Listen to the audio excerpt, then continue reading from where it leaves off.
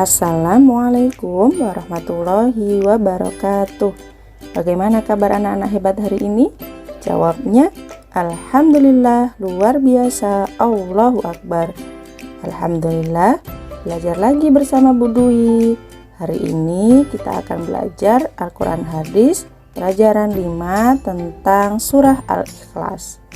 Sebelum belajar, marilah kita mulaikan dengan membaca basmalah agar hari ini dipermudah sama Allah.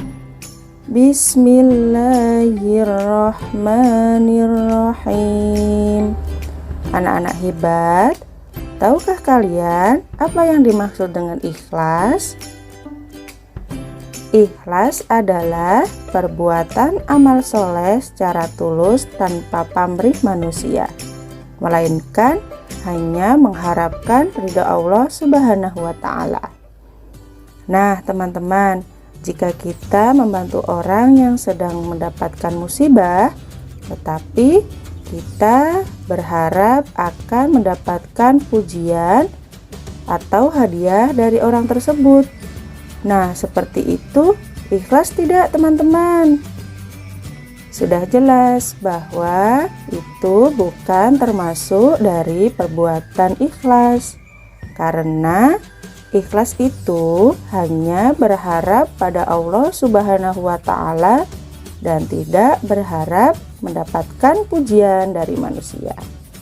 Baik, teman-teman, sekarang kita belajar surah Al-Ikhlas. Kalian pasti sudah hafalkan surah Al-Ikhlas. Yuk kita baca bersama-sama surah Al-Ikhlas.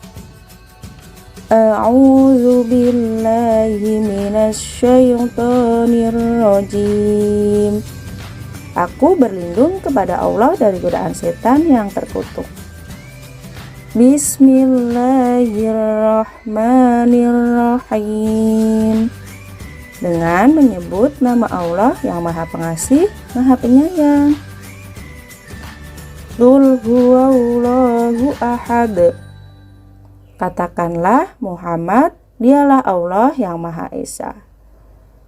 Allahus Samad. Allah tempat meminta segala sesuatu. Lam yalid wa lam yulad. Allah tidak beranak dan tiada pula diperanakkan. Walam yakul lahu kufuwan ahad. Dan tidak ada sesuatu yang setara dengan Dia. Nah, teman-teman, itulah tadi surah Al-Ikhlas beserta artinya. Surah Al-Ikhlas terdiri atas 4 ayat. Surah Al-Ikhlas disebut juga surah Makkiyah. Mengapa disebut surah Makkiyah? Karena diturunkan di kota Mekah. Surah Al-Ikhlas adalah surah ke-112 di dalam Al-Quran. Surah Al-Ikhlas diturunkan setelah surah An-Nas. Dan Al-Ikhlas artinya memurnikan keesaan Allah Subhanahu wa Ta'ala. Surah Al-Ikhlas menjelaskan tentang keesaan Allah Subhanahu wa Ta'ala. Tidak ada satu makhluk pun yang menyamai Allah Subhanahu wa Ta'ala. Kandungan surah Al-Ikhlas adalah yang pertama, Allah Subhanahu wa Ta'ala Maha Esa. Teman-teman, Esa artinya satu atau tunggal. Allah Maha Besar. Tidak ada satu makhluk di alam semesta ini yang menyerupai Allah Subhanahu wa Ta'ala. Seluruh alam beserta isinya adalah ciptaan Allah Subhanahu wa Ta'ala. Yang kedua, Allah tempat meminta segala sesuatu. Segala makhluk yang ada di dunia ini adalah makhluk yang lemah. Tidak bisa hidup sendiri, tidak bisa berdiri sendiri tanpa bantuan Allah Subhanahu wa Ta'ala. Ketika kita berdoa, kita hanya meminta bantuan dari Allah Subhanahu wa Ta'ala. Yang ketiga yaitu Allah tidak beranak dan tidak pula diperanakkan. Allah tidak disamakan dengan makhluk hidup seperti kita, seperti manusia. yang mempunyai anak, yang mempunyai ibu, yang mempunyai ayah. Allah benar-benar esa atau tunggal.